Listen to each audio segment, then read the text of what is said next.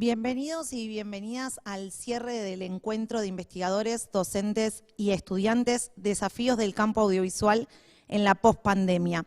Estamos en el cierre, se hizo la jornada virtual ayer de debate, de discusión en distintas mesas, ejes de trabajo, y hoy continuamos en la presencialidad con distintos investigadores, estudiantes, docentes de distintas universidades de todo el país. En este momento vamos a cerrar con una entrevista pública a Andrea Molfetta y a Nicolás Prividera. Y antes quiero recordar que esto se organizó desde la maestría y la especialización en comunicación digital audiovisual de la Universidad Nacional de Quilmes, junto con ASAECA y también con la Unidad de Formación y Capacitación Docente de nuestra universidad. Agradecemos también a quienes nos han acompañado, como la Secretaría de Posgrado, la Licenciatura en Comunicación Social y distintos espacios de la Universidad Nacional de Quilmes. Le voy a dar la palabra a la docente María Valdés para la presentación de nuestros panelistas para esta charla de cierre que se titula Habitar la imagen, pedagogías críticas del audiovisual.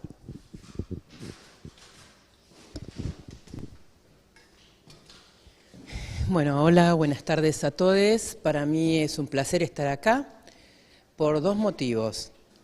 Por un lado, porque formo parte de la Universidad Nacional de Quilmes, soy parte de su cuerpo docente, hice gestión acá, y porque también les entrevistadas que nos acompañan forman parte de mi otra casa de estudios, que es la Universidad Nacional de las Artes. Para esta charla, diálogo abierto, e insisto en la cuestión del diálogo porque hay gente sentada acá, que sería fantástico que participara y hablara. Tenemos estas instancias de debate, diálogo, preguntarnos todos sin ningún tipo de tapujos, y esto es fantástico, en lo que compete a lo que es construir en el diálogo también la ciudadanía universitaria. Para esto, en este cierre festivo de jornada, nos acompañan Andrea Molfetta, la doctora Andrea Molfetta, que es investigadora del CONICET, tiene una amplísima trayectoria en investigación sobre cine y audiovisual, acá en Brasil.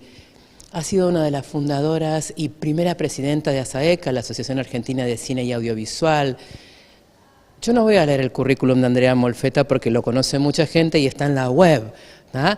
Pero digamos que es un privilegio, por la larga trayectoria que tiene Andrea, aún siendo muy joven, que nos acompañe para reflexionar sobre todas estas cuestiones que atañen a nuestra propia práctica y nuestra reflexión sobre el audiovisual.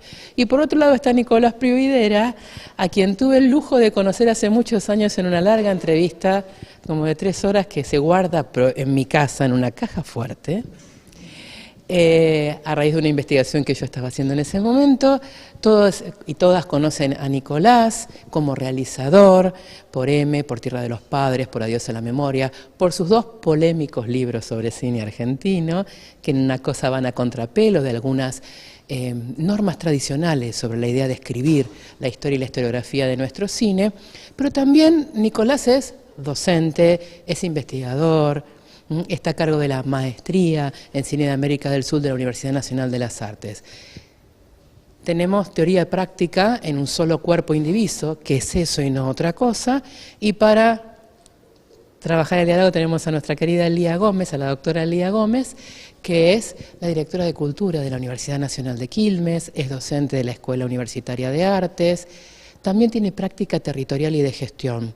No podemos pedirle más a la universidad pública e inclusiva que trabajar desde la reflexión teórica hasta el cuño más fuerte dentro de lo que es el territorio, cómo pensamos nuestras prácticas, cómo pensamos el audiovisual y cómo pensamos cuáles son las líneas futuras después de tiempos tan inciertos.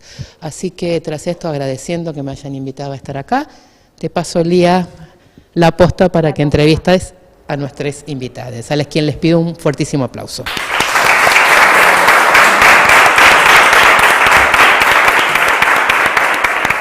Bueno, muchas gracias María, Luciana, a todos a nuestros invitados y a todos los que están acá, porque esto, un poco la perfor de, bueno, presenta uno la jornada, la otra presenta a los invitados, otra hace la entrevista y demás, tiene que ver con que esto es un proceso colectivo, digo que cualquiera puede estar acá entrevistando y contando un poco esta experiencia que tuvimos durante estos 2 días de poder problematizar el audiovisual. me toca a mí circunstancialmente, pero la idea es que todos podamos preguntar, dialogar y compartir reflexiones en torno a eso.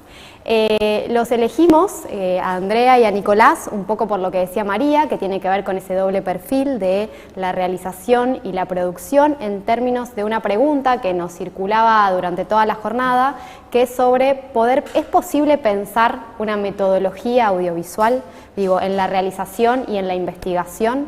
Y desde ese lugar, y María hoy nombraba a los libros de Nicolás, se refería a El país del cine y Otro país, ¿no?, donde él hace una historiografía sobre las generaciones del cine, y un poco la hipótesis, una de las hipótesis del libro, que quizás pueda incluso refutármela, pero tiene que ver con esto de la tradición del cine selectiva, ¿no? Hay una tradición en el cine argentino que es selectiva. Y esto tiene que ver con los debates que estuvimos teniendo hoy en relación a cómo construimos un conocimiento sobre la imagen. Entonces empiezo con esa pregunta para Nicolás en términos de ¿por qué pensar una tradición en el cine y cuál es esa selectividad en esa tradición del cine? Bueno, creo que esos dos libros fueron un poco aluvionales, no sé si contestan esa pregunta, tal vez necesite uno tercero y más pensado que lo aluvional para contestar algo tan complejo. Y no sé si podría resumirlo, pero creo que es, por un lado, importante, como en cualquier área, pensar la propia tradición, sobre todo para los que hacen justamente en este doble juego, en el caso del cine, de críticos, investigadores, cineastas, esa gran familia, una familia con sus problemas, una familia disfuncional, diríamos. Pero ahí es donde los libros señalan justamente esto que vos mencionás como una tradición selectiva, tomando esa idea de Williams, porque efectivamente creo que ciertas lecturas sobre el cine argentino, sobre todo a partir de los 90, a partir del nuevo cine argentino, se construyeron borrando, olvidando o dejando de pensar el cine previo, digamos.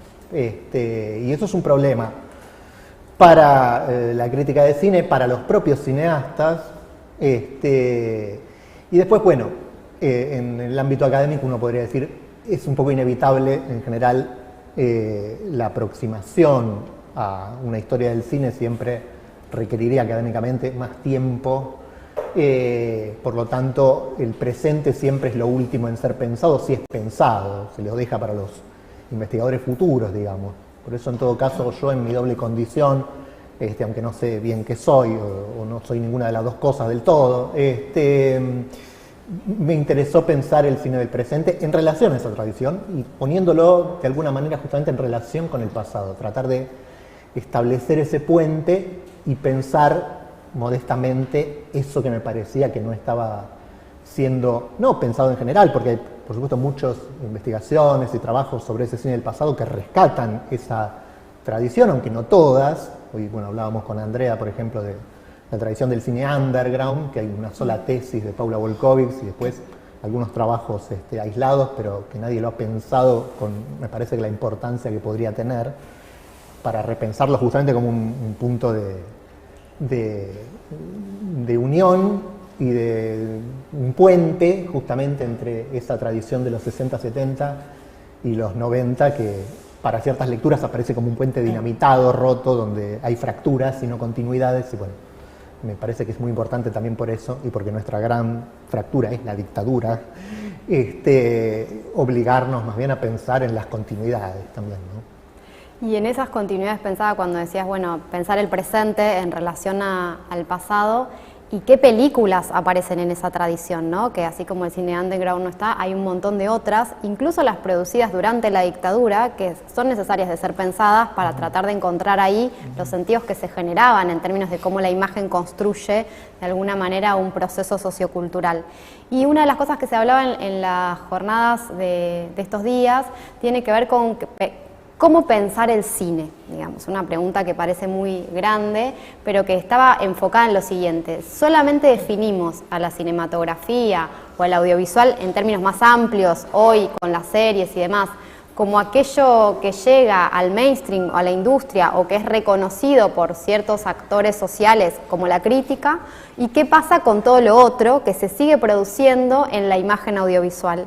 Y Andrea, vos algo de eso trabajabas, incluso tus primeras investigaciones tienen que ver con una búsqueda más de la incomodidad de la representación del yo en los audiovisuales, y luego vas hacia una búsqueda más de lo colectivo, pareciera ser, en ese cine comunitario o en ese cine de producción con otros, aunque podemos decir que siempre el yo también se produce con otros y otras en algún sentido, pero ¿cómo hiciste ese trabajo? ¿Cómo llegaste a esa necesidad de encontrarte con este otro cine, entre comillas?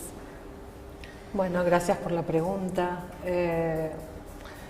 Bueno, un poco tiene que ver con entender la politicidad con que se usa el dispositivo audiovisual, ¿no? Es decir, me parece que pensar los sentidos de lo que en un momento era llamado documental performativo me llevó a entender que había un ejercicio de la enunciación y de la producción de un discurso audiovisual que estaba, lo hablábamos también hoy con Nicolás, filosamente apoyado en un ejercicio que por un lado puede ser visto como narciso y por otro lado puede ser visto como micropolítico, ¿no? Cuando hablamos de esa primera persona documentalista. Y por supuesto que es como vos decís, el yo nunca se gesta solas. Riquet nos hablaba de la imposibilidad de la soledad, ¿verdad? Hablaba de la soledad imposible. Entonces, bueno, eso fue impulsándome de a poco a interesarme en otras experiencias en donde la enunciación fuese producida de un modo más colectivo y más comunitario, ¿no? Por otra parte, bueno, tiene que ver con reconocer que lo que nosotros llamamos el cine es una categoría histórica en sí, ¿verdad? Es decir, se va transformando, los objetos se van renovando, tenemos otra clase de producciones. Entonces es muy importante que abramos los ojos y pensemos en sistemas, ¿no? Es decir, conviviendo con lo que tradicionalmente o dentro de las tradiciones entendemos como cine, hay todo un campo del audiovisual que no está gratuitamente haciendo lo que hace, sino que tiene una relación dialéctica con estos otros campos y así se elabora lo que para mí es la comprensión del cine comunitario como una experiencia realmente de vanguardia, ¿no? Y también muy preocupada por darle una tradición, ¿sabes? A la cuestión del cine comunitario, porque justamente en la misma línea de Nicolás, creo que vivimos lamentablemente una historia de violencias muy preocupada por no solo diezmarnos, cuanto ofrecernos imágenes y visiones fragmentarias de nuestra historia, de nuestra realidad. Entonces creo que también como intelectuales es muy importante que nos coloquemos en esa posición de construir un saber que nos permita pensar continuidades en nuestros procesos, entender que distintas generaciones retoman objetivos políticos desde distintos frentes de lucha, de creación y de formulación, y que bueno, necesariamente en el cine comunitario también pasa eso, es decir, a mí me dio un inmenso placer entender que la experiencia comunitaria tenía toda una historia detrás, y que no es, qué bueno lo nuevo del cine comunitario.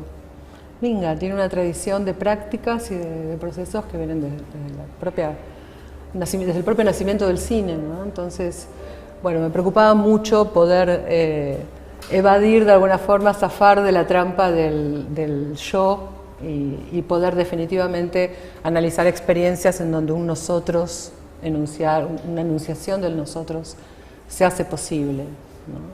Si es que es posible, es decir, también lo podemos discutir, pero bueno, un poco, no sé si respondí, creo que sí. Y toda posibilidad también tiene una imposibilidad, ¿no? Pensaba, hay una gran pregunta que hoy también estuvo presente, que es ¿cómo definir el lenguaje cinematográfico en un momento en el que las tecnologías que nos atraviesan y donde observamos las producciones culturales audiovisuales están asociadas a pantallas diversas, múltiples, ¿no? Que no es solo la sala de cine oscura, sino que es un celular, es una pantalla de tablet, una computadora, etc.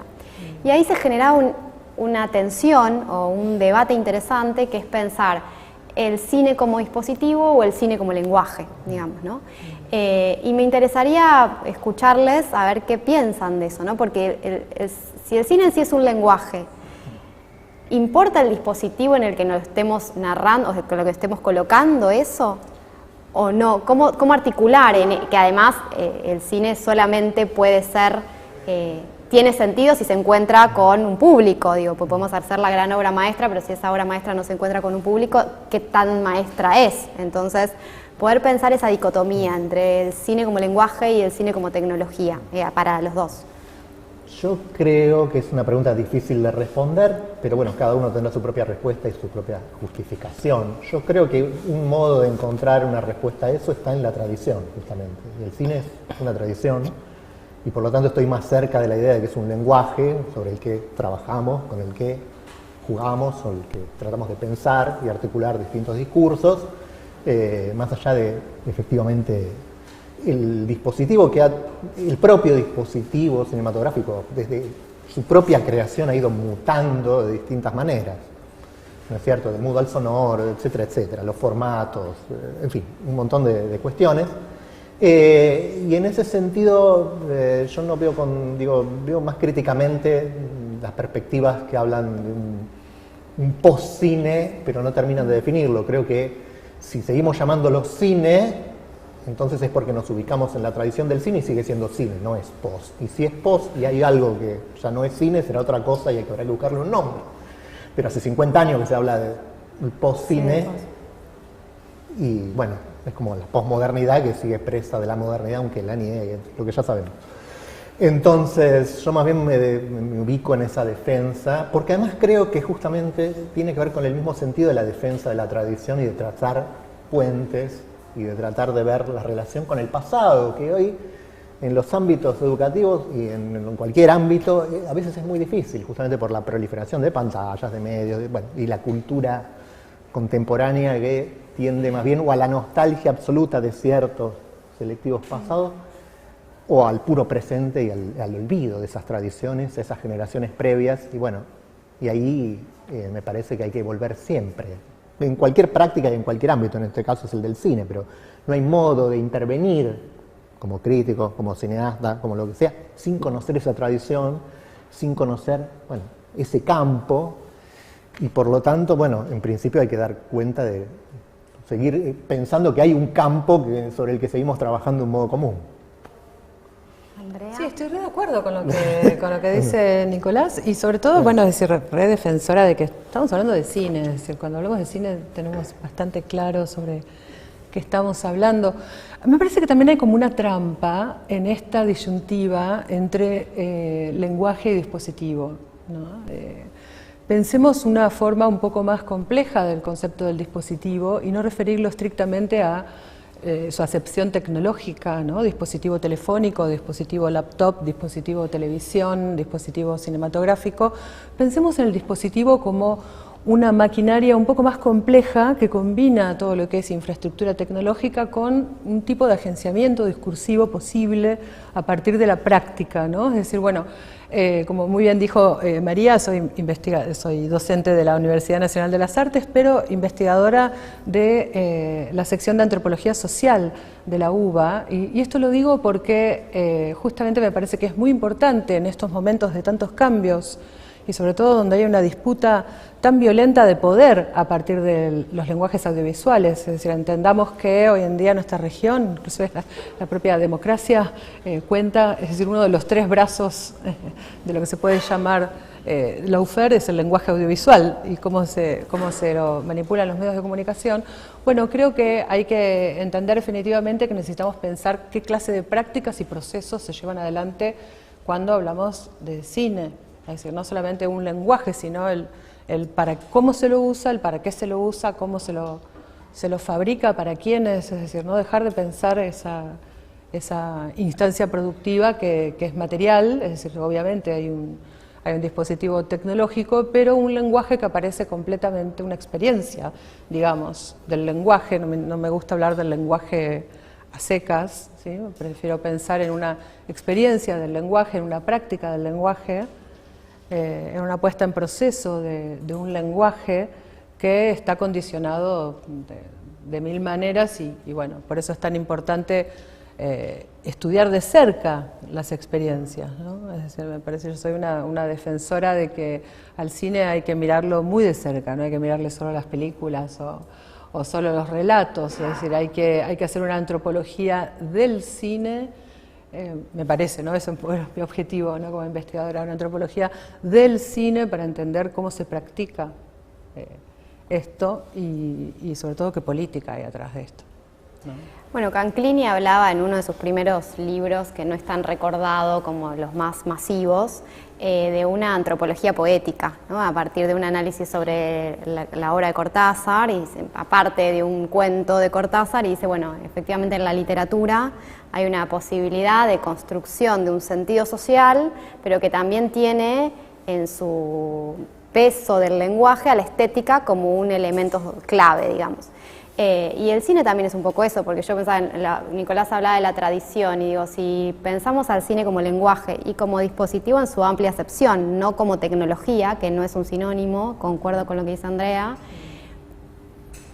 pero ese lenguaje hay que conocerlo también, ¿no? Hay que poder ver, uno para escribir tiene que aprender las letras, entonces, ¿cómo hacer para que las nuevas generaciones conozcan un lenguaje y unas reglas de ese lenguaje, que además el lenguaje es móvil, y lo que sabemos con la discusión del lenguaje hoy sobre el todes, todas, etcétera? Digo, pero ese lenguaje del cine, ¿ustedes creen que ha tenido algún movimiento? ¿Cómo repensar esa tradición a partir de una pregunta hoy que es efectivamente, bueno, ¿cuál es el lenguaje del cine en esa historicidad, digamos? Que tenemos en la historia del cine en general, en algún punto, ¿no? Yo creo, no sé, este año se cumplen 100 años de Pasolini, por ejemplo. No veo que Pasolini esté en las aulas de la universidad, digamos, ni desde el cine, ni desde la poesía, ni desde la literatura. Digo, entonces, ahí como universidad me parece interesante, que es un poco lo que trató la jornada, de poder pensar efectivamente qué sucede con ese lenguaje que parece tan contemporáneo, pero al mismo tiempo que es tan histórico, y cómo hacemos jugar esos saberes en las distintas disciplinas socioculturales, digamos. No sé si quieren decir algo de eso, y podemos abrir también a... Lo que pasa es que, claro, hay que ver en qué sentido y cómo acotamos esa idea de lenguaje también.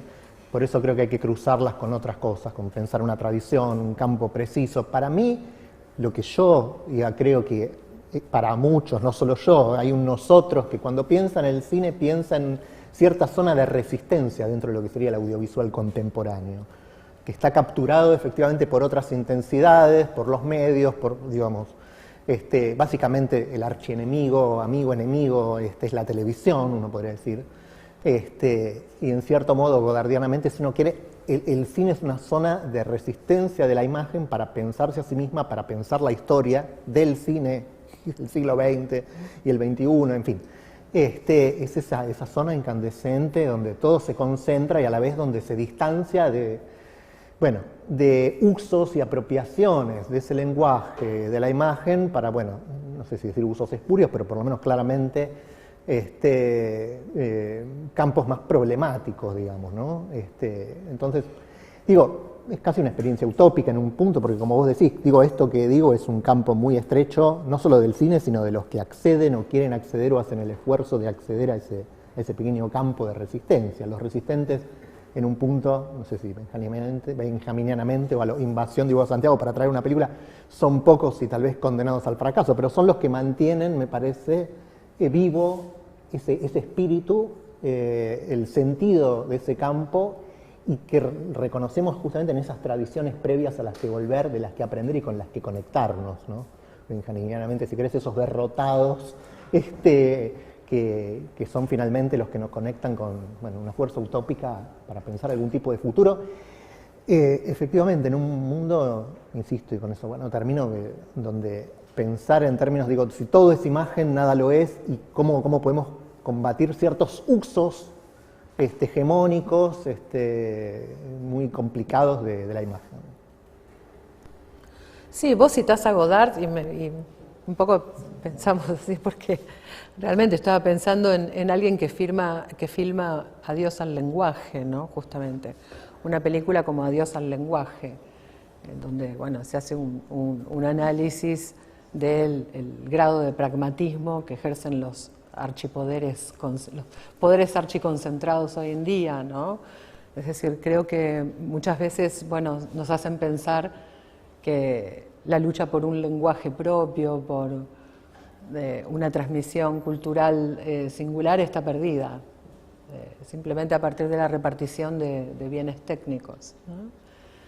Pienso en Adiós al lenguaje y a su vez la historia del cine. Godard tiene como toda esa complejidad en términos de lo que significa también en esa tradición, ¿no? Pero vos me preguntás cómo hacerlo y yo te fundaría una red de cineclubes universitarios y que funcionan todos los sábados a la mañana y que sea un espacio. No va a ir nadie, no va a ir y nadie que los sea, sábados a la mañana. Bueno, eso es el horario que yo elegí, podemos votar.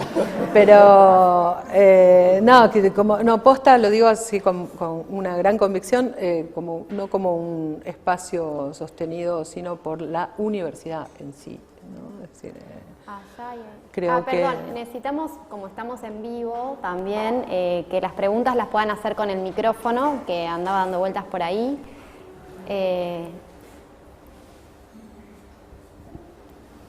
Así nos escuchan quienes están, les cuento, la maestría en comunicación digital audiovisual y la especialización es una carrera a distancia, entonces tenemos estudiantes que no están presencialmente en la universidad, sino que están en otros lugares.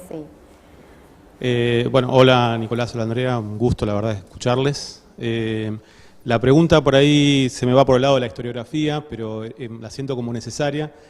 Hablando de estas tradiciones, estos puentes, continuidades, olvidados, invisibilizados, deliberadamente omitidos, estamos también trabajando en muchos lugares del país por la recuperación de la memoria del audiovisual regional, en una historia fuertemente concentrada también en términos del relato en Buenos Aires, porteñocéntrica, como se dice en algunos estudios contemporáneos.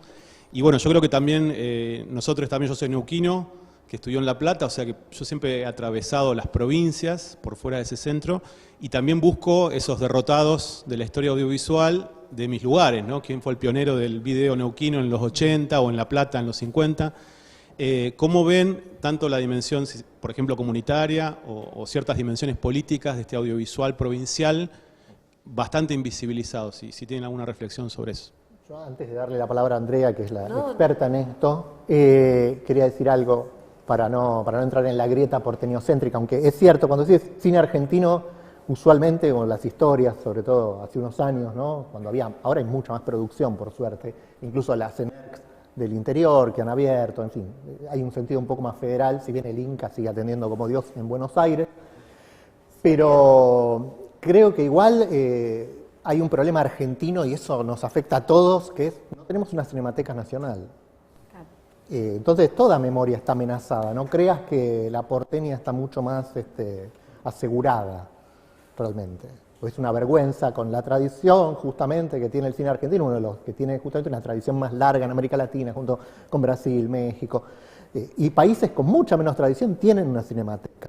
La Argentina, por distintos motivos, bueno, estamos en 2020 y no tenemos una cinemateca, lo que significa que, bueno, que ese archivo fílmico está prácticamente a la buena de Dios, digamos. Ni hablar del cine digital de los últimos 20 años y lo que vendrá, que es otro problema, porque las latas alguien las puede desenterrar y por ahí todavía está la película, pero los discos rígidos, como ustedes saben, vuelan, con lo cual es dramática esa situación. Y bueno, y así estamos, igual. Y dame la impresión de que seguimos estando así.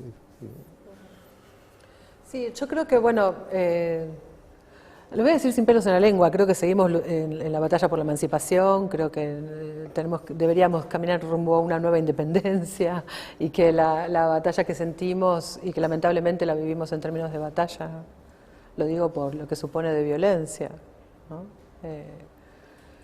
Definitivamente está invisibilizada la producción del interior argentino, aunque bueno, por la proporción se sabe que es una producción mucho menor. Hay grupos de investigación específicamente dedicados a todo esto, inclusive a la historia de publicaciones y revistas, es decir, no es solo una historia de lo fílmico propiamente, cuanto una historia del campo crítico federal, ¿verdad? Así como un gran trabajo de las historias regionales, ¿no? Y todo esto, bueno, responde a una gran tendencia que tiene que ver con colocar en tensión, como bien se merece en nuestra hermosa Vía Yala, el concepto de nación, ¿verdad?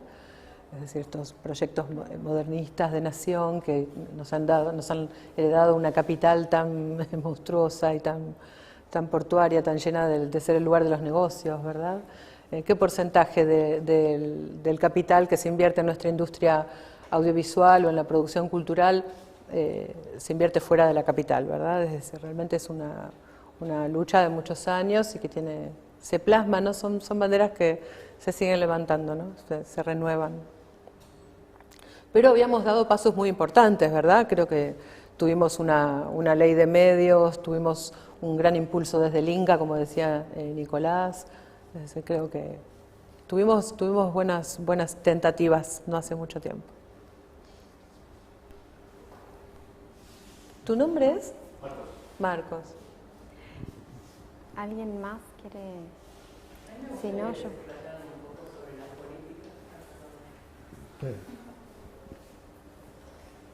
Que me encantaría, pero además porque le vi la cara a Nicolás, que se explayaran un poco sobre la posición que tienen respecto de las políticas del Instituto Nacional de Cinematografía. El tema. Me parece que es un tema que hay que traerlo. Estamos en la universidad y me parece que es el lugar donde se discute eso, se pone en entredicho o no, y que es necesario ponerlo sobre la mesa, no para destriparlo, sino para entender por qué estamos donde estamos y si hay posibilidad alguna de salida de todo esto, o por dónde empezar. No vaya a ser cosa que demos pistas que nadie se haya dado cuenta todavía. Bueno, volviendo a la idea de tradición, querida María, yo diría, nos falta una historia del Instituto de Cine, que tiene ya más de 50 años, 60 años, y no tenemos una historia del Instituto de Cine. Nadie se animó, va a ser una historia negra seguramente, porque acompañó, ya sabemos toda la historia, de hecho, como ustedes saben, se funda paradójicamente por la Revolución Libertadora. Igual que el CONICET. Bueno, entonces, nada, habría mucho para decir de todo digo, la historia argentina está, como en cualquier institución pública, está cifrada ahí, si es que están esos archivos para consultar y existen. Y por lo tanto, ciertamente han acompañado cada cambio de timón y cada golpe y y sin embargo están para mí esas zonas de persistencia como que increíblemente en ningún momento, ni siquiera en los momentos que uno diría este era el momento para crear, por ejemplo, una Cinemateca Argentina, se llegó por distintos motivos. Estuvo muy cerca y no se consiguió. Entonces, bueno, como todas las instituciones públicas creo que están atravesadas, o estatales, están atravesadas por fuerzas internas también, digamos, ¿no? Hay fuerzas de todo tipo, e incluso por fuera de esas organizaciones también del cine, que también presionan para una cosa, para la otra, en fin, algunas cosas se han conseguido, por ejemplo, la famosa vía documental, que como ustedes sabrán, se implementó en 2007 y cambió radicalmente el campo, no solo del documental, casi no diría del cine argentino en general, porque la mitad de las películas que se produjeron desde entonces son documentales. Nunca con un fondo de que, en comparación, mucho es menor el fondo y a la vez se han hecho muchas más películas. Eso, en la historia del documental argentino, que tampoco está escrita, por lo menos como tal, es un salto increíble, digamos, de décadas donde se hacían 20 documentales por década a nada, estamos hablando de 50 por año, realmente es un campo increíble. Y tenemos esos logros y después zonas más oscuras, esa lenta federalización que todavía no termina de llegar porque la ENERC, bueno, ha hecho estas cosas, pero la ventanilla del Inca sigue estando en Buenos Aires, tenía que venir acá o hacer el trámite. Ahora deberían, entiendo que está más, la virtualidad debería ayudar a todo esto, pero es mucho más lento de lo que en verdad debería ser. Entonces, creo que no hay, como todo, digo, en eso es inevitable, por supuesto otra vez, no relacionarlo con las políticas en general, adolecemos de políticas a largo plazo, de pensamientos a largo plazo. Y más cuando estamos en momentos pendulares, como los que hemos atravesado no hace mucho y tal vez volveremos a atravesar, donde de pronto literalmente cambia todo lo que se venía haciendo, se va al cajón de la basura y viene otra cosa, en fin. Ahora además estamos en un momento donde está toda la discusión con el tema de las plataformas, que cambiaría también bastante radicalmente el panorama, para bien o para mal, pero que tampoco se termina de ver, bueno, ahí habría que cobrarle un impuesto a las plataformas, habría, por lo menos más fondos habría, después cómo se reparte, la discusión de siempre es otra. Entonces, nada, por hacer hay 20.000 cosas, y para ir al presente, bueno, como ustedes saben, hubo un presidente del Inca que fue Luis Puenzo, con mucha esperanza incluso de la gente del cine, y que, bueno, no funcionó, por algún motivo, evidentemente no funcionó, y bueno, y ahora está un poco a la deriva eso, esperando como todos las elecciones del año que viene, porque en Argentina los paréntesis son largos, un año antes de las elecciones nadie es total, por ahí, como las políticas tardan en implementarse, ¿no? ¿Qué sentido tiene empezar algo que por ahí viene otro en 2 meses y lo tira? En fin. Bueno, lamento no ser más optimista. Es que es patético lo que está diciendo Nicolás, no sé si se dan cuenta, es decir, tenemos 18 meses en el gobierno y no hagamos nada porque total es poco tiempo, es como patético. Es decir, yo creo que se han negociado, voy a decir las cosas por su nombre, creo que se ha negociado una hegemonía política que concedió la disputa por los medios y también por todo lo que es lo que Octavio Guettino llamaba de soberanía audiovisual. Es decir, yo creo que formó parte de la negociación de la construcción de la hegemonía necesaria para volver, ¿no? Es decir, disculpen lo que pienso. Creo que lamentablemente, bueno, pasamos por un periodo de subejecución horrorosa durante la macrisis y que fue continuado de alguna manera, ¿no? Para todo nuestro gran espanto, ¿no? Bueno, y déjame decir algo más, porque esta es la batalla real, la famosa batalla cultural, porque generalmente hubo esta marcha en el Inca, se logró, la gente del cine vio como un éxito que se fuera Puenzo. Para mí sigue todo fue igual. Un horror todo, no solo porque todo siguió igual, sino que los medios aprovecharon, y las redes, y quienes manejan las redes, para montar la campaña habitual contra el cine argentino. Y eso prende mucho por distintos motivos, pero habría que casi rastrear, ya necesitamos un sociólogo además también, para encontrar por qué ciertos mensajes en relación a eso, pero son muy destructivos, ¿no? Que, digamos, hay gente que plantea directamente que hay que cerrar el Inca, así como hay que cerrar tantas cosas.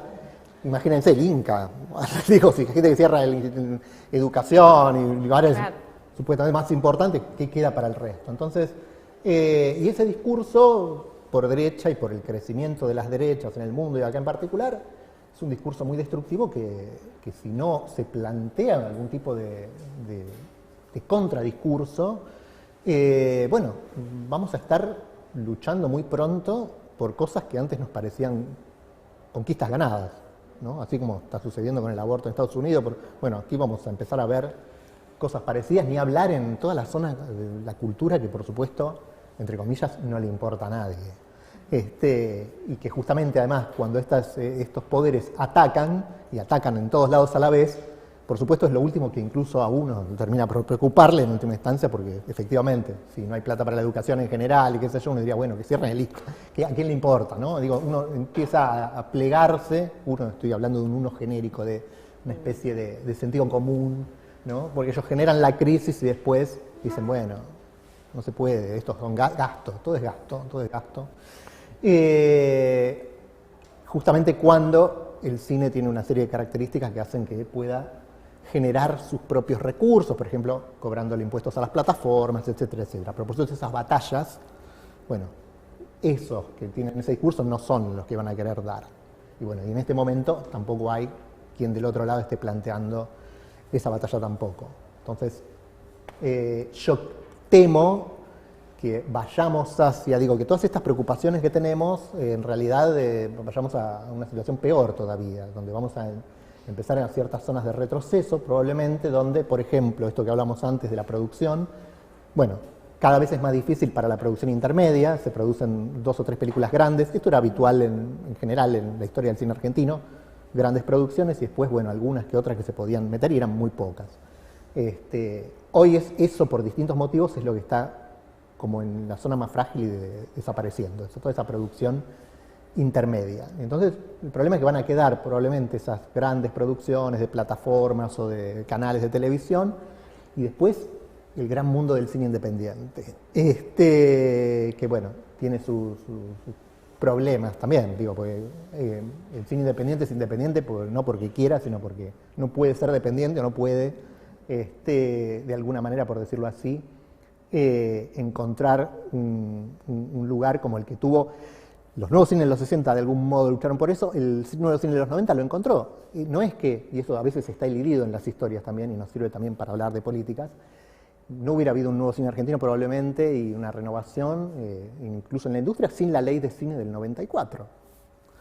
Entonces, bueno, necesitamos una nueva ley de cine que contemple el tema de las plataformas y qué sé yo, pero eso, como decía, requiere batallas que, bueno, son difíciles de dar si no hay nadie que las dé también.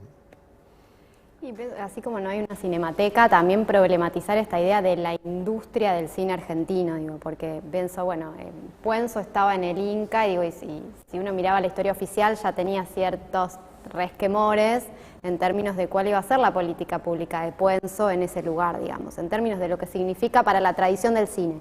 En relación a eso lo ato a lo que plantea Marcos sobre, ¿definimos al cine argentino porque se produce en la Argentina?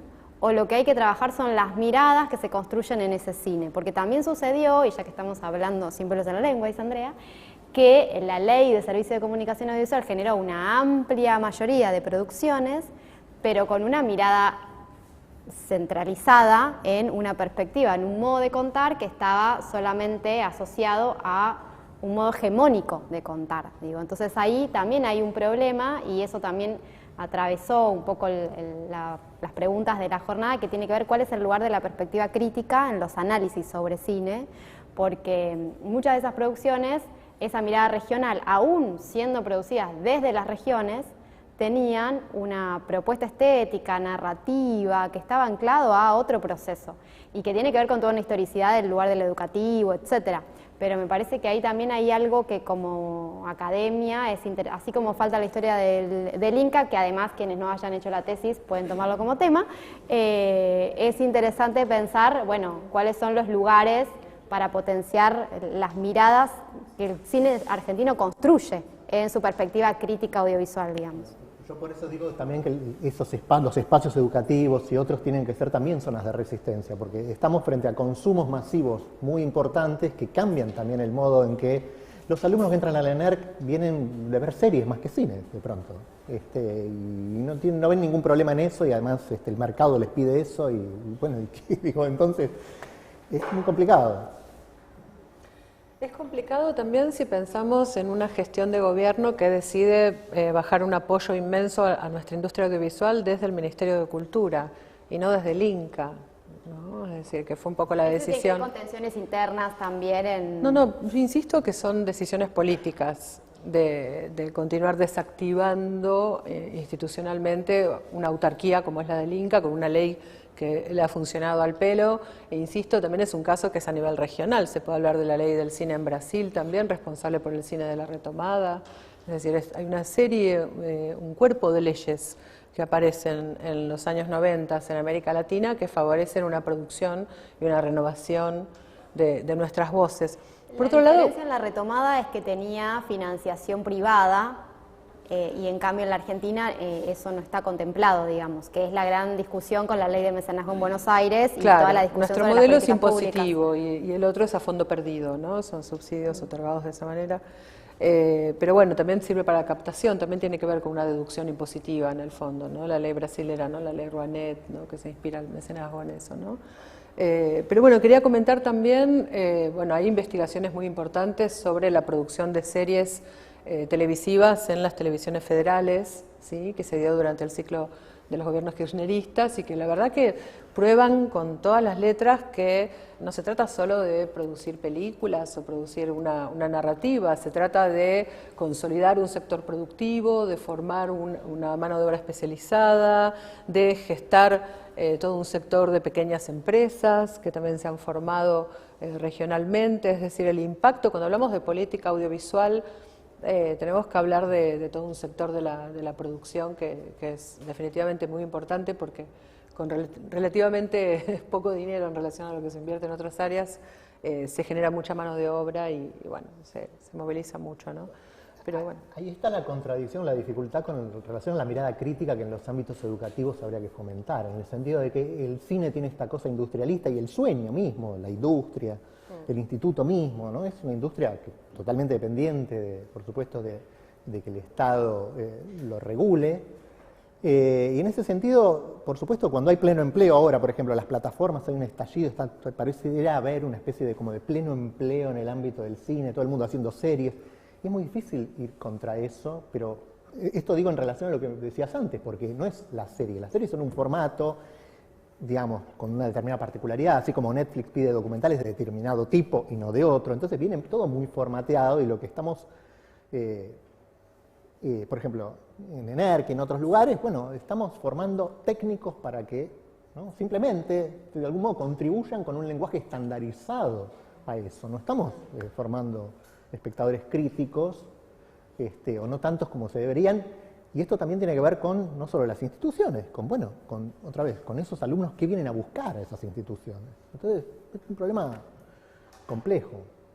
Y si hablamos de pedagogías críticas, creo que definitivamente tenemos que atravesar la imagen, ¿verdad? Es decir, habitar, como el nombre de la reunión que me pareció tan hermoso, habitar la imagen.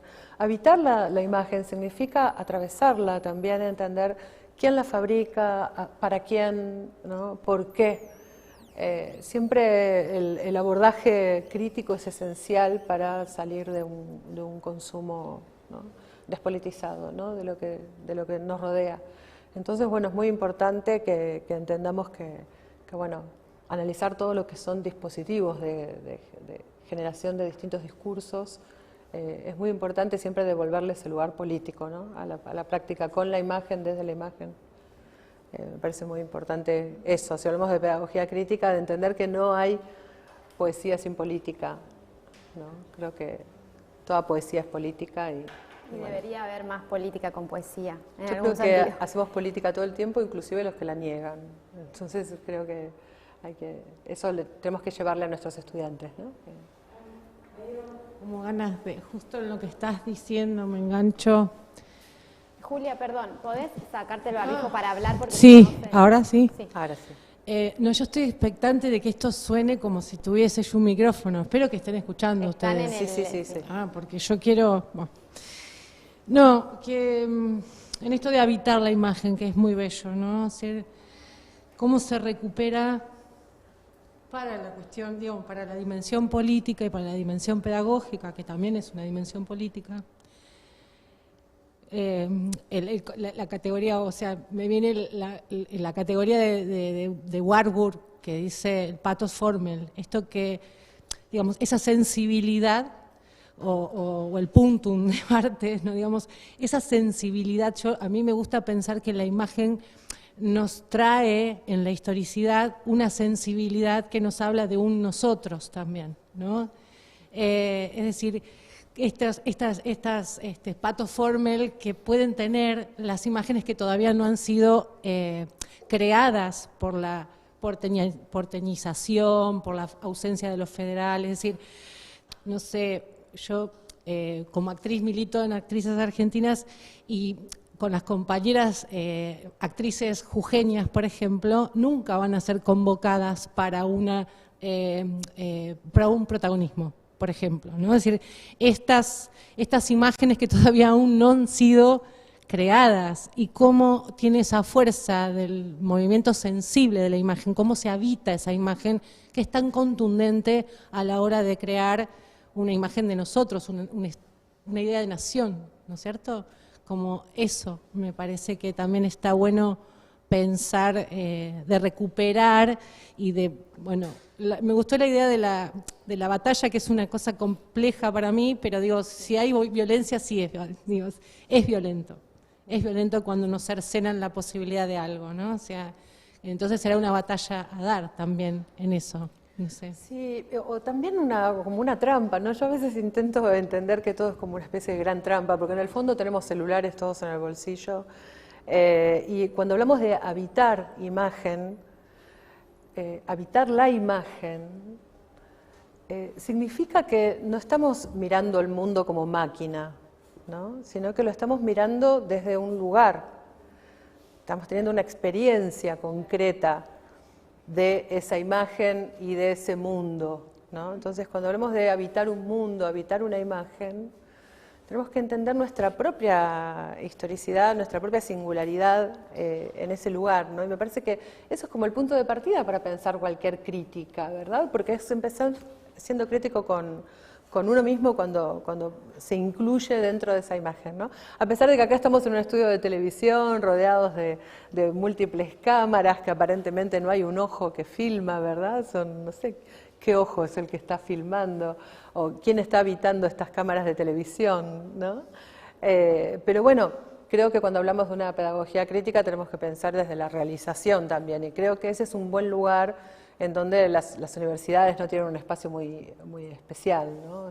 Y un poco recupero la historia del título que salió, que tenía que ver con esta idea de todo el tiempo somos imagen, ¿no? En la pandemia fuimos imágenes, incluso quienes nunca se han amigado con la imagen y estaban frente a una pantalla institucional dando clases, quienes están detrás de cámara fueron imagen también en otro contexto, digo, entonces la discusión ahí era, bueno, pero solamente tiene que ver con ser imagen o con poder discutirla, comprenderla, analizarla, habitarla en cuanto a experiencia. Entonces el título nace de ahí, de esta idea de el habitar como una experiencia que ocupa el espacio, pero que ocupa el espacio con un sentido del hábitat, digamos, de que produce cotidianidad, de que produce sentido con el otro y con la otra, de que se construye como una casa. Entonces, y la idea de pedagogía crítica estaba ligada a problematizar la pedagogía como tal, digamos, cómo articulamos una pedagogía que pueda construir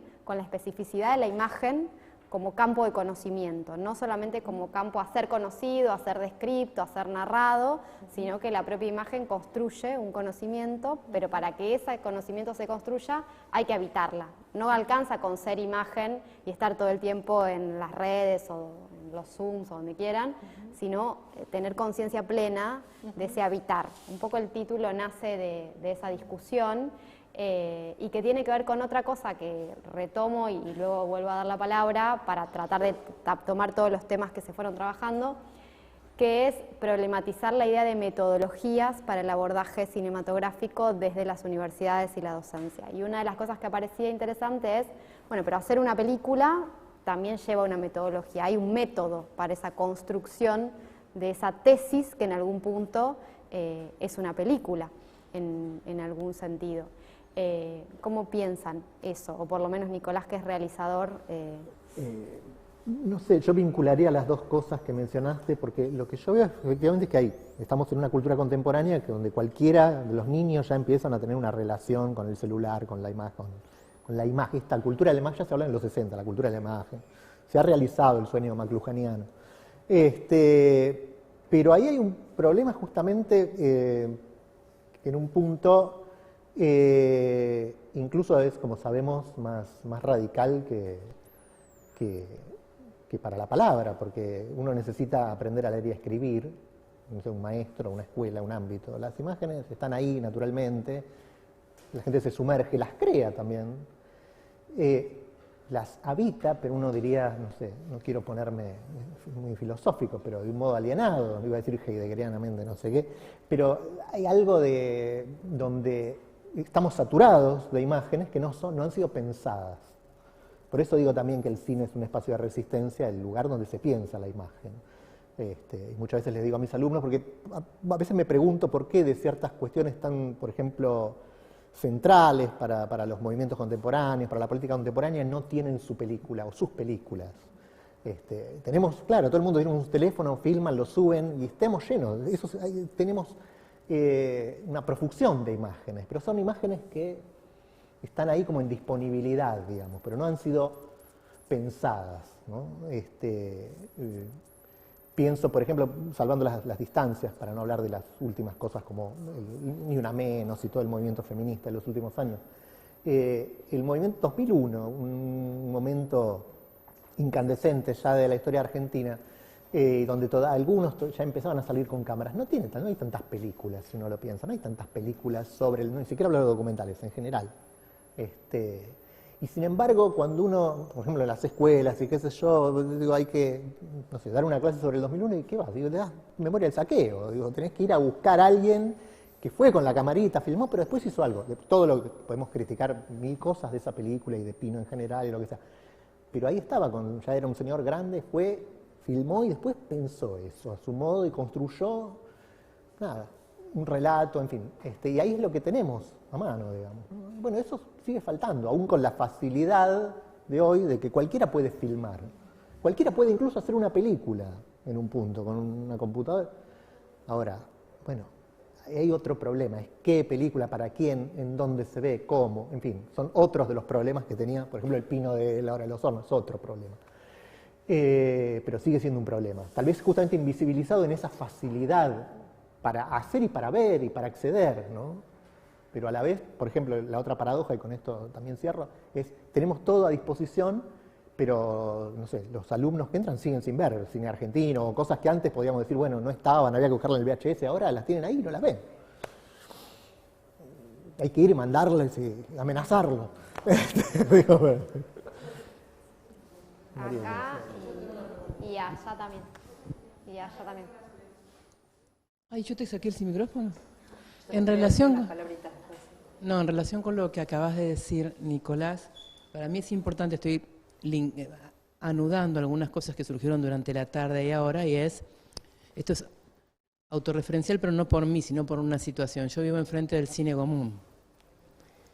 Y para mí es una paradoja porque lo que veo constantemente es que hay un montón de gente que va al Gomón, la entrada es muy económica y es toda gente que tiene 60 años para arriba. Entonces yo tengo mi teoría que el mejor espectador de cine argentino hoy, espectadora, es un señor de 70 años que va todos los días o va sábados y domingos haciendo un continuado como en las viejas épocas y tiene un termómetro de las narrativas contemporáneas de cine argentino que los alumnos que vienen a cursar carreras de cine, ni siquiera digo porque esto que vos dijiste, no ven.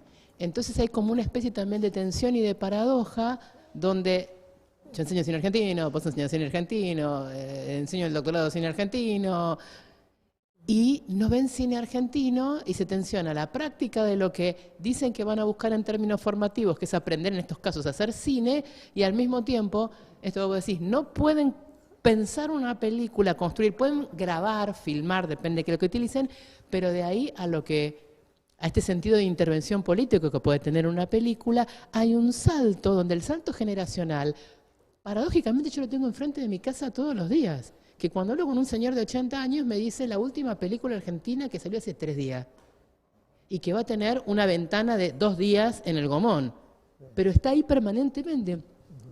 Y es una paradoja donde tenemos gente muy mayor que es un lector ávido de cine argentino y con una plasticidad enorme, y después eso no tiene un correlato en lo que uno por ahí encuentra en sus alumnos tradicionales que van a hacer cine, ¿no?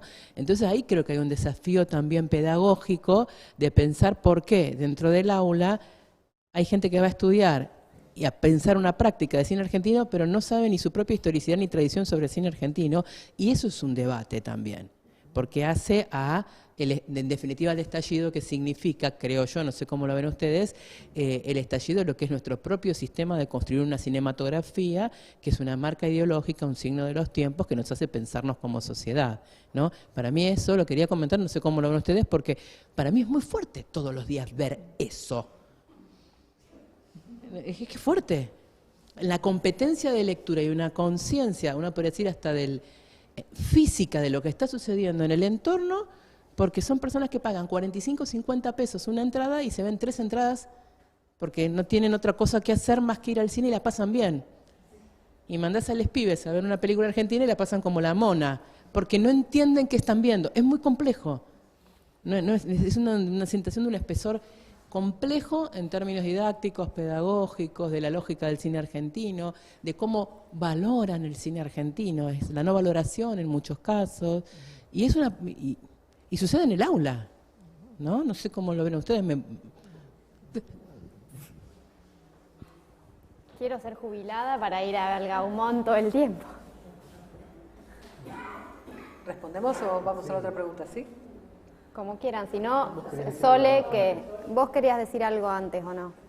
Sí, no, bueno, no, en relación a lo que comentabas, María, realmente, bueno, tenemos que pensar en la característica de este consumo cultural, ¿no? Es decir, hoy en día está datado generacionalmente, es decir, sabemos que la gente no va al cine simplemente porque no hay cines, es decir, realmente estamos en una inmensa mutación tecnológica y bueno, eso bueno, hay grupos de investigación de la Universidad General Sarmiento sobre consumos audiovisuales con trabajos excelentes, con muy buenos detalles en relación a esto, ¿no? En relación a la metodología que comentabas vos, Lía, realmente yo pienso que el producir imagen no es solo en el sentido de, bueno, cómo enseñar a filmar, ¿no? A quien viene a hacer una carrera de cine y a cómo comprender, o mejor, cómo desarrollar un sentido de autoconciencia histórica, ¿no? De su rol como enunciador, como fabricante de imágenes, ¿no?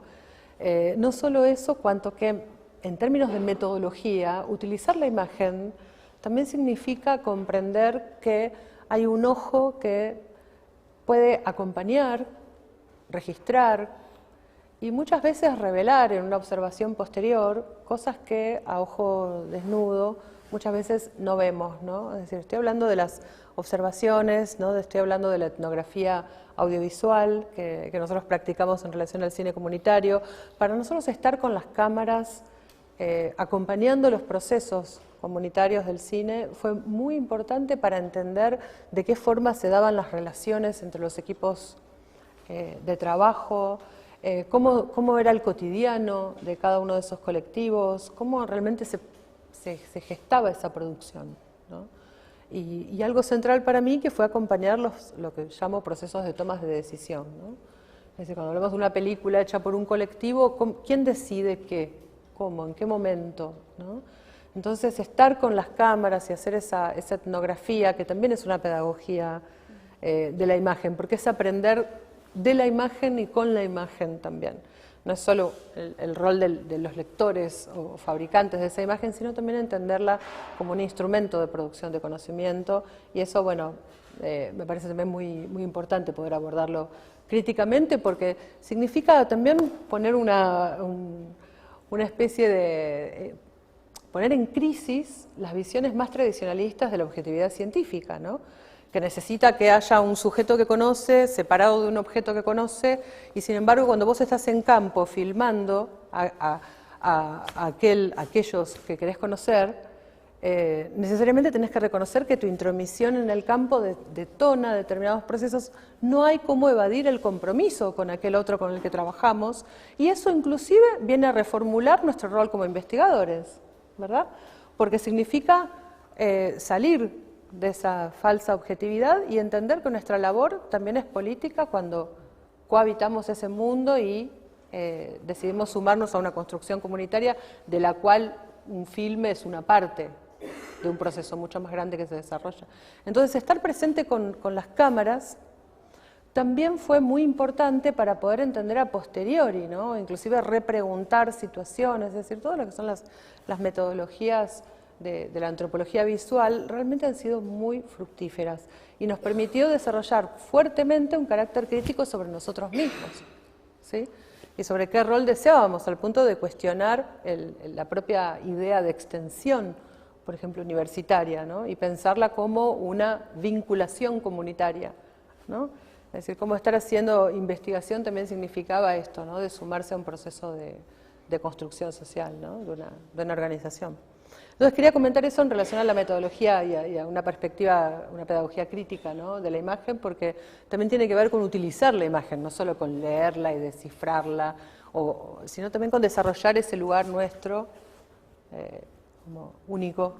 Y con la cámara como herramienta para el conocimiento también, ¿no? La Definitivamente. cámara como esa mediación posible, desde Jean Rouch para acá, que nos permite ese cruce en algún sentido. Sí, sí. Pero Sole tenía una pregunta y acá también había otra. Hola, buenas tardes.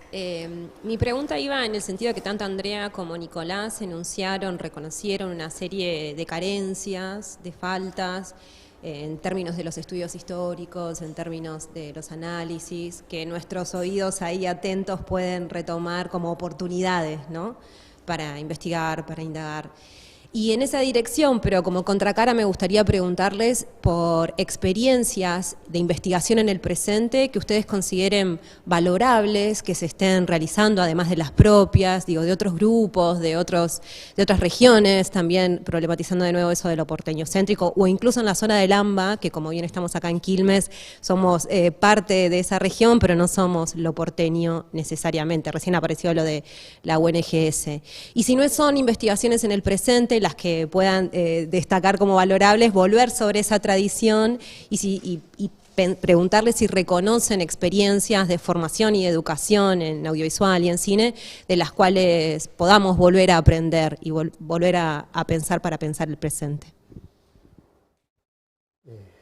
No sé, yo creo que toda esa descripción que hacía Andrea es como muy ideal, no se da siempre y casi es la excepción, podríamos decir. Tal vez en ámbito donde se practica el cine comunitario implica toda una serie de cuestiones y reflexiones. Digo, porque generalmente a veces los alumnos, por ejemplo, en las escuelas de cine, vienen muy predeterminados por los consumos, digamos, vienen con un saber previo que a veces es difícil desarticular, porque a veces la escuela misma no se preocupa tampoco en desarticularlo, sino justamente en potenciarlo, en fin, otra vez, el pensamiento crítico es complejo. Y además porque hay algo que parte de la propia curiosidad. Yo ya no sé, debe haber algo generacional también, yo en todo caso soy de la generación del 90, soy una generación intermedia, somos de la época de que había que buscar los VHS, pero bueno, en el esfuerzo había algo, había que ir a buscar, en fin. Uno estaba años esperando una película, un poco como los de la Nouvelle Vague que escribieron sobre películas que no habían visto y cuando las vieron todas juntas se les estalló la cabeza. En cambio hoy esto, ¿no?, de que están ahí y casi ni señalándola, a veces van a buscarla. Hay una falta de conexión con eso que es como preocupante y yo no termino de entender por dónde pasa. Entonces, ahí hay un problema, retomando un poco lo que decía María de nuestros... igual no sé qué entenderán del cine argentino justamente esa gente que es de otra generación viendo esas películas de jóvenes, paradójicamente además, porque esas películas, muchas de las que se dan en el Gomón son películas de jóvenes que no ven los propios jóvenes, porque ve el grupo de amigos, ve lo que hizo la película, pero no circulan entre ellos tampoco, ¿no? Hay algo ahí extraño. Entonces, para mí, retomando la otra parte de tu pregunta, para mí es valorable, en términos de cine argentino, cualquier investigación, casi te diría. Más valorable, por supuesto, aquellas que se empiezan a dedicar a zonas inexploradas, porque hay el territorio del cine argentino, que como todos ustedes saben, entró en la universidad en la postdictadura y qué sé yo, tiene sus años ya, pero hay zonas hiperexploradas o trabajadas y hay otras que están, como decía el compañero, y no solo del cine de las provincias, sino de la ciudad, de lo que sea. Digo, hay zonas del cine argentino completamente oscuras y que habría que releer, pues fueron leídas de un modo selectivo y abandonadas, en fin. Y eso es lo que me parece interesante, como docentes hacer, que accedan, porque generalmente, además, aún los alumnos curiosos vienen con una videoteca más o menos clásica. Hay películas que vienen vistas, incluso de la escuela, porque, como sabemos, se ha incorporado, no sé, La Noche de los Lápices, digo, ya es una película que todos en algún momento de su escolaridad ya ven. Entonces, hay películas que todos han visto. Y después hay películas que ni aún los más interesados ni siquiera sabían que existían. Entonces, me parece que ir por ese lado, señalar esos lugares, tratar de abrir esas zonas, es lo más interesante. Y ver qué pasa ahí. Al exponerlos, es como exponerlos a otra cosa, digamos, de la que creen, suponen que es el cine argentino o que fue, ¿no? Y ver qué pasa, es como un experimento. Y bueno, lo veremos o lo vemos en las películas que se siguen estrenando y se siguen viendo. Pero, nada, a mí lo dejo también como una pregunta, para mí es una pregunta abierta esta cuestión de qué pasa con los jóvenes y el cine argentino, no solo del pasado, sino del presente, el cine de sus propios compañeros, pues ni siquiera estamos hablando de gente que está estudiando otra cosa y va a ver al cine, estamos hablando de estudiantes de cine o gente vinculada al audiovisual. También es cierto que a veces en letras hay gente que no lee, esas cosas medio extrañas que uno no termina de descubrir. Pero bueno, en nuestro campo es como más llamativo, porque bueno, una novela hay que tomarse un tiempo, una película en última instancia se puede ver un poco más rápido. Mira, a mí me parece que hay muchísimos grupos de investigación interesantísimos trabajando. La verdad, mencionar unos y otros es un tema, pero tengo que reconocer algunos grupos que definitivamente me interesan por sus planteos y sus estrategias, como por ejemplo un grupo de investigación también interuniversitario que se llama La Imagen Conurbana. Bueno, están Sebastián Russo, Cecilia Vázquez, Lucas Rosenmacher, que están trabajando en torno de justamente películas, prácticas y procesos que se llevan adelante dentro de la producción audiovisual en el conurbano, ¿no? En el caso de ellos, la zona más del oeste, ¿verdad?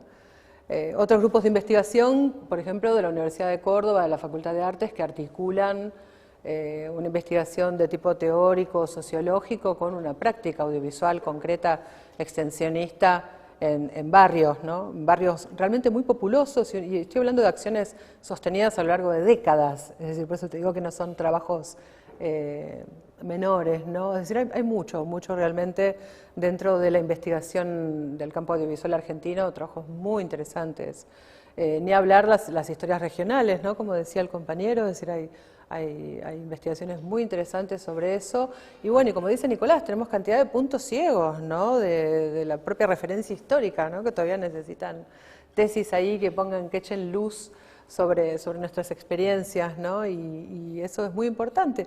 Ni hablar, hasta hace pocos años atrás, no se hablaba prácticamente del cine mudo argentino, por ejemplo, y ahora tenemos grupos de investigación y publicaciones especializadas en cine silente nacional, ¿no? Es decir, realmente son campos que yo les pongo todo el mérito porque son extremadamente creativos en sus estrategias y muy constructivos, realmente echan luz sobre.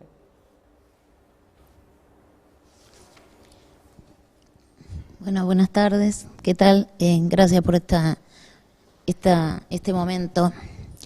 Les quería preguntar algo que estaba dando vueltas en cada una de sus intervenciones y que tiene que ver con cuál es el rol que ustedes ven que pueden llegar a tener las universidades, pero fundamentalmente no solamente con la investigación, porque con la investigación obviamente es muy claro el rol, pero yo tengo la impresión de que todo está como partido. Por un lado es la investigación, la universidad, por otro lado la cinemateca, por otro lado la conservación de patrimonio. Y entonces vos tenés algunas experiencias, por ejemplo en Córdoba, que aquellos que se ocuparon de la preservación audiovisual son de la universidad, eran de la universidad. Y entonces hay un espacio de patrimonio audiovisual en Córdoba gracias a la universidad y al trabajo de los investigadores.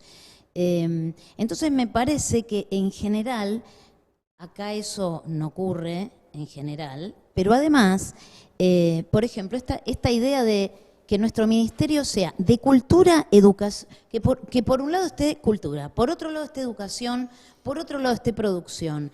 Entonces, todo es un tironeo. Vos estás en Chile y por lo menos en Chile es cultura y educación. Entonces ahí podés hacer algo juntos. En el caso de Brasil, que vos tenés experiencia, y ahí eso también te lo quería preguntar, en el caso de Chile está el Festival de Europreto, y en el Festival de Europreto es una maravilla, ¿pero por qué? Porque vos en el festival tenés gente de la producción, gente de la investigación, gente del ámbito educativo y todos mezclados en un festival durante 10 días, en distintos espacios de ese lugar que es fantástico. Entonces, ¿por qué creen ustedes que estas experiencias que se dan, no es que no se dan porque somos latinoamericanos, porque de hecho en Chile hay algunas experiencias que se dan, en México hay algunas experiencias de investigación y de patrimonio audiovisual que se dan, en Brasil también. ¿Y por qué creen ustedes que está esta cosa, que más allá de la cuestión de los porteños y los no porteños, está esta cosa que dentro de la misma porteñidad, o conurbano, como Está, por un lado, el periodista, que odia al crítico. Por otro lado, el crítico, que odia al realizador. Por otro lado, y todo así. Bueno, no en tu caso. No en tu caso, el crítico que odia al realizador o al educador, porque está todo en el mismo, más o menos, no sé si en el mismo lugar, pero está todo ahí junto. Pero, bueno, este fenómeno, si ustedes ven que este fenómeno influye en algo de no poder terminar de construir nada, ¿no? Por eso están las películas ahí, con esos efectos fotoquímicos espantosos que están sucediendo en el subsuelo del Inca, en el subsuelo de la ENERC, y todo se pudre acá. Sí. Bueno, esa sería la pregunta, y fundamentalmente si ustedes ven algún tipo de futuro en la posibilidad de que sean las universidades las que tomen la posta de esto. Eso.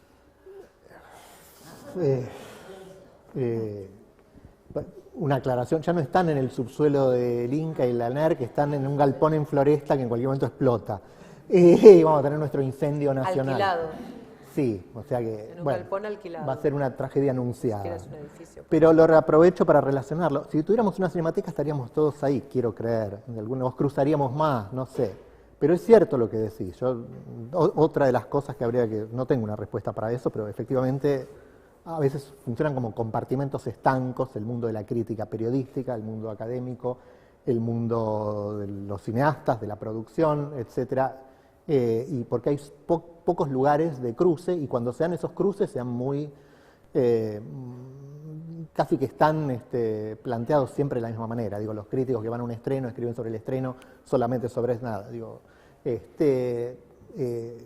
no tengo una respuesta. Ojalá efectivamente sucediera esto que vos planteás y que en ese festival y en otros, digo, sería ideal, pero bueno.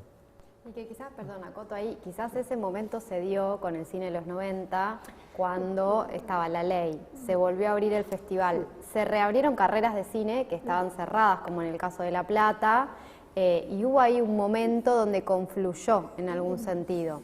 Sí, fue un momento exitoso para ese movimiento en particular, pero tuvo su propia particularidad. Efectivamente sí hubo una sinergia entre críticos, cineastas, e incluso, bueno, algo de la academia, si uno quiere. Bueno, pienso en una figura como la de Claudio España, que después estuvo en Mar del Plata, y me acuerdo una crítica de él, por supuesto, importante, de Pizza Birrafaso, y ahí se unía un poco todo, ¿no? Pero yo diría que fueron momentos excepcionales, qué sé yo. O el libro de Aguilar, por supuesto, sobre el nuevo cine argentino, que toma cosas que venían siendo escritas por ahí, de algún modo las sistematiza y produce eso, en fin. Pero tal vez tuvo que ver con ese momento en particular.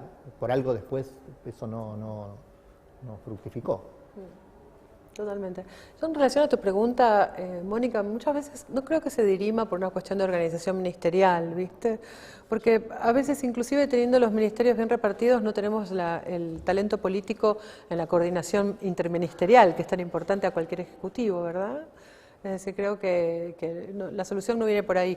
Y respecto de las universidades tomar la posta, bueno, yo creo que no tendríamos que pedir permiso a nadie, ¿no? Por algo son territorios libres y territorios públicos. Entonces, en ese sentido, bueno, sí, me resulta una linda utopía. Pero tampoco tan lejana, porque podemos pensar, bueno, existe ya, así como existe la FEISAL, ¿no? La Federación de Escuelas Latinoamericanas de Cine, bueno, pensar en una organización argentina de escuelas de cine, ¿no? Creo que eso tal vez sería muy interesante frente a este desatino de nuestros gobiernos cipayos o indecisos, o que están ahí para no tomar las decisiones, como dice. Una cosa, creo que alguien tendría que dar ese primer paso, y las universidades deberían ser un espacio interesante. Por ejemplo, invitar cineastas, traer cineastas, traer gente que está haciendo ahora, no solamente ir al archivo, traer a los vivos acá, que todavía respiran un poco, y preguntarles cosas mientras se pueda.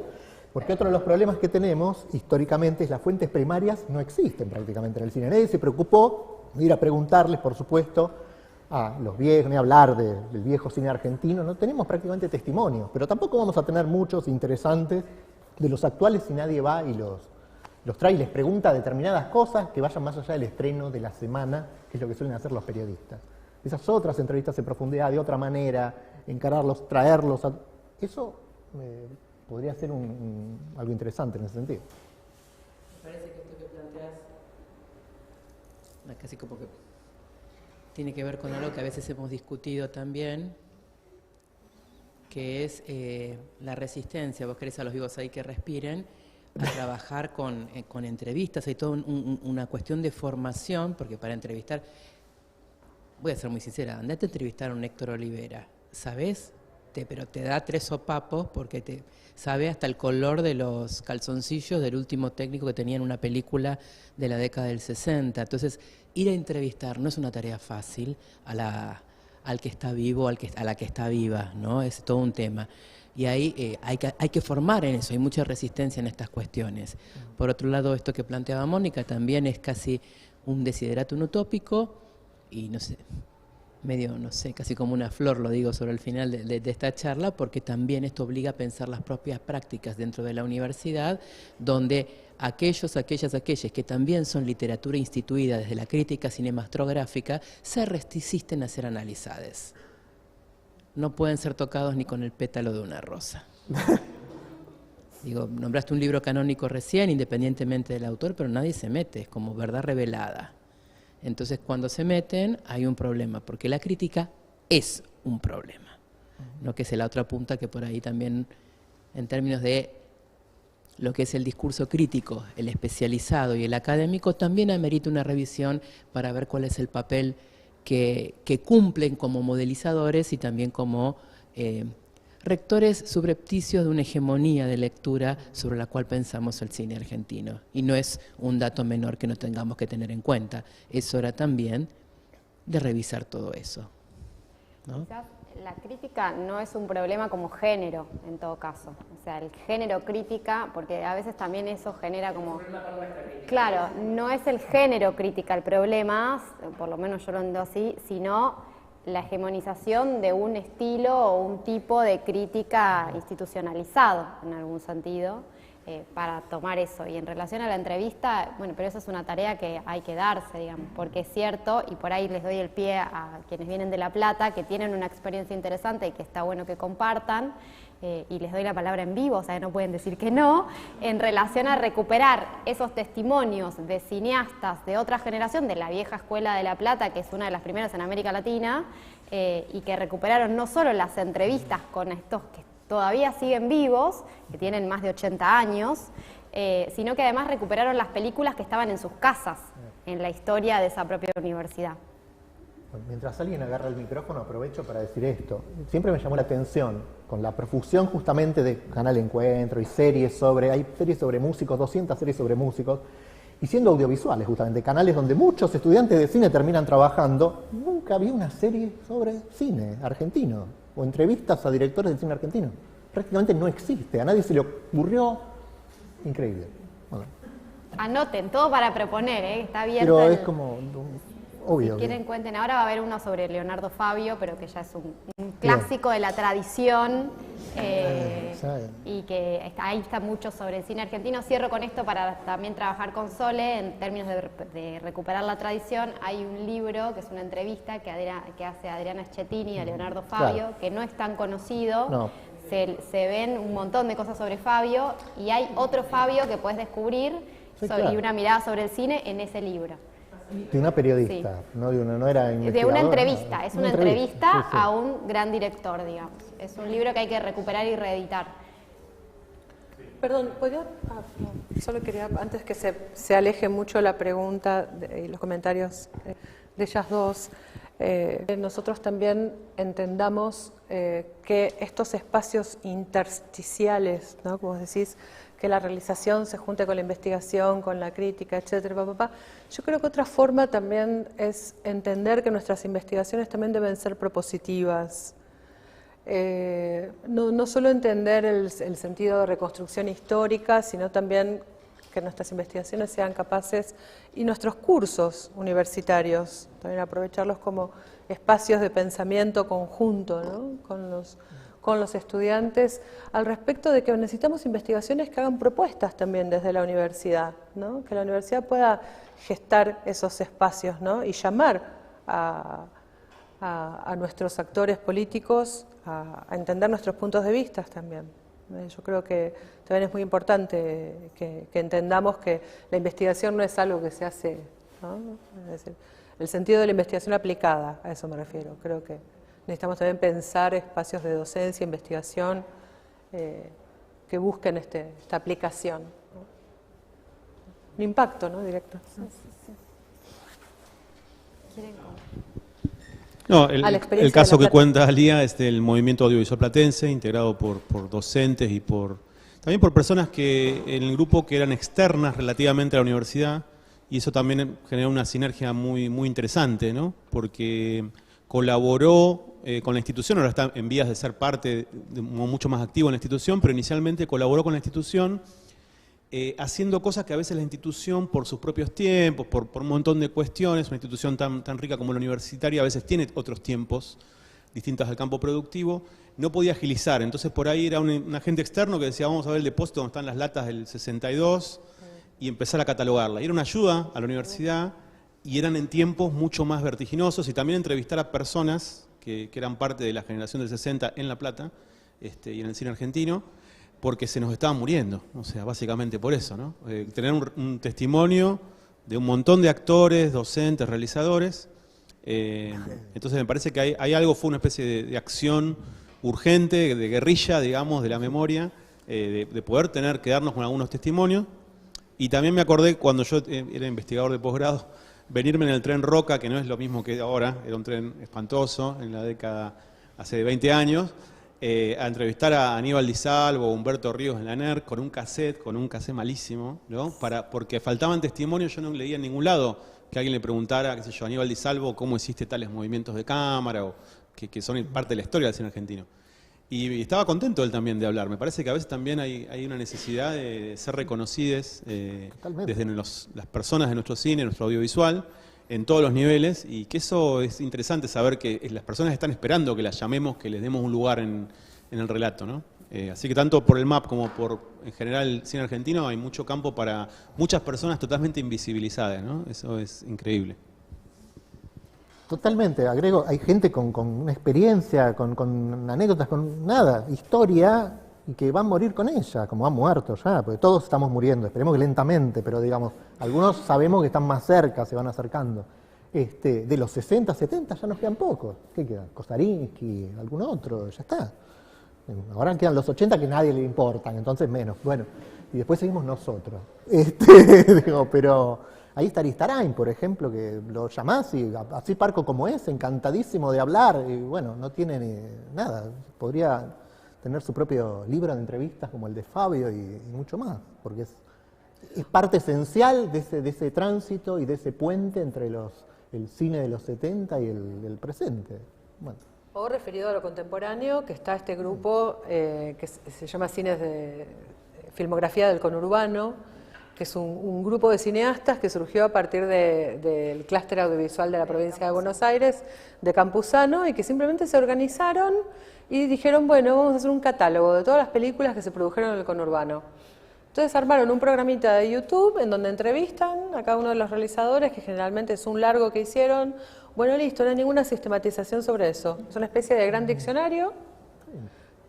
Tesis, quien tenga ganas. Bueno, y recuperar a Perrone en esa tradición también, porque ya no hay mucho. Sí, pero hay que recuperar también en la visibilidad que tiene en esa historicidad del clúster audiovisual. Hay que volver a retomar. Sí, pero en concreto, ¿no? Estábamos hablando de cinematecas, de proyectos de investigación, de una pedagogía crítica. Bueno, estos chicos están simplemente haciendo un catálogo de entrevistas y de películas.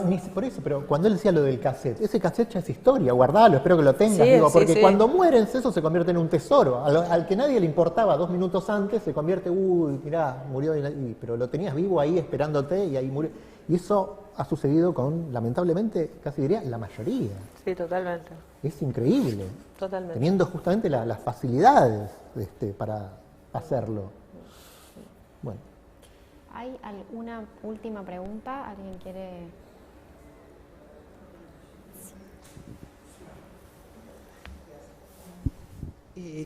Es más que nada una reflexión a partir de una de las cosas que dijo Nicolás respecto de estamos, esto de los estudiantes, ¿no? Porque yo digo, vine acá con los estudiantes y me estaba preguntando, ¿no?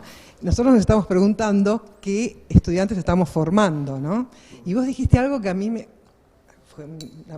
lo pregunto todo el tiempo. Estamos formando técnicos para que hagan cosas estandarizadas. Yo muchas veces, digamos, creo que nos pasa mucho y quizás tendríamos que preguntarnos, ¿no? ¿Por qué? Yo recién les preguntaba así, por lo bajo porque no les da vergüenza, pero yo, digamos, transmito la voz de ellos. Chicos, ¿ven cine argentino o no ustedes? ¿Ven? ¿Qué respuesta tienen a esto que están diciendo? Miren lo que están diciendo, ¿ustedes ven o no ven? Y muchos me dicen, sí que vemos. Pero ¿qué pasa? A ver, mi materia no es cine argentino, yo no es pero lo que me pregunto es esto. Hay algo, evidentemente, para mí que nosotros también estamos haciendo mal. Digo, ¿no? Como profesores y como profesoras. No sé mal, no sé si la palabra es mal. Es no sabemos, porque por ahí le preguntas y te dice, sí, yo veo. No digo que sean, bueno, duda mucho. Pero bueno, pero en todo caso está bien. Pero mira, yo tengo una hija de 18 años que lo vivo todo el tiempo eso, ¿no? Lo de las series, lo de la imagen efímera, que las historias que cuentan duran 2 segundos y no les importa nada que se borren en el día, ¿no? Con lo que pasa con Instagram, por ejemplo. Pero yo lo que decía es, me preguntaba es, bueno, ellos están muy cooptados por todo eso, ¿no? ¿Cómo hacemos para que...? Yo a veces les llevo una película que, digo, no van a querer ver, y les encanta, se meten, se enganchan, pero entonces se ve que estamos luchando contra una marea que nos viene que es muy fuerte. ¿No? Bueno, ¿qué hacemos? ¿Qué más podemos hacer? Eso. Política. Habría que hacer, primero una encuesta, ven, a ver qué ven. No, lo digo en serio, sería interesante saber qué ven. Sonaron, ahora va a ser una encuesta. No. El trabajo, el TP final va a ser... Pero, porque hay que ver si es más del presente, más lo último, o cuán, la película, no sé, más vieja, entre comillas, por ahí es de los 80, un clásico de los 80, qué sé yo, habría que ver. Pero después, sí, me parece que esa es la labor, es acercarles lo que por otros medios no van a, obviamente, ¿cómo van a acceder a eso si no es a través de estos ámbitos? Y entonces está bien. El punto es que traigan la curiosidad como para absorberlo. Y que encuentren ahí también un lugar de conocimiento y de goce también en algún sentido en esa narrativa, ¿no? En poder encontrarse habitando esa imagen en algún punto, que es el gran desafío. Bueno, nos están apagando las luces. Sí, yo iba a decir. Estoy viendo, no, debe ser un desperfecto técnico, pero bueno, ya estamos en horario, así que les agradecemos mucho a todos quienes estuvieron acá acompañando. Nos quedan muchas preguntas, por supuesto, Andrea y Nicolás, muchas gracias por estar, por ser parte, por abrirse a esta propuesta que tampoco es muy inusual en la academia, ¿no? Siempre te invitan a decir un paper, a plantear algo y no una entrevista, que era un poco el desafío, y que sea pública, que sea abierta, así que les agradecemos también que se hayan sumado a esta propuesta. Y nos encontraremos la próxima con alguna nueva propuesta que quizás sea la de la entrevista, esa tradición posible que podamos retomar desde la maestría y de la unidad de formación docente y desde la SAECA para seguir encontrándonos en el aula y en el aula a distancia también. Así que muchas gracias a todos.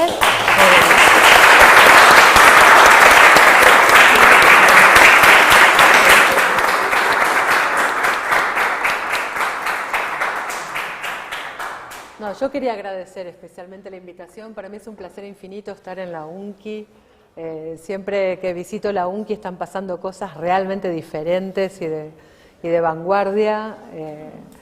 Me acuerdo recién vuelta al país en 2012 que vinimos con el movimiento Fuera del Eje brasilero, Fora do Eixo, vinimos con los chicos de esta media libre brasilera a visitar el centro de estudiantes, hicimos radio acá con la radio de la UNCI.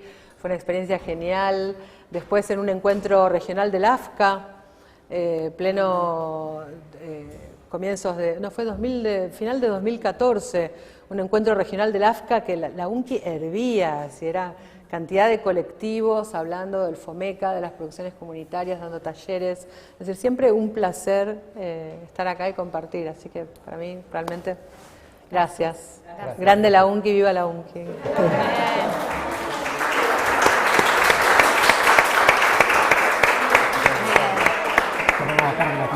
se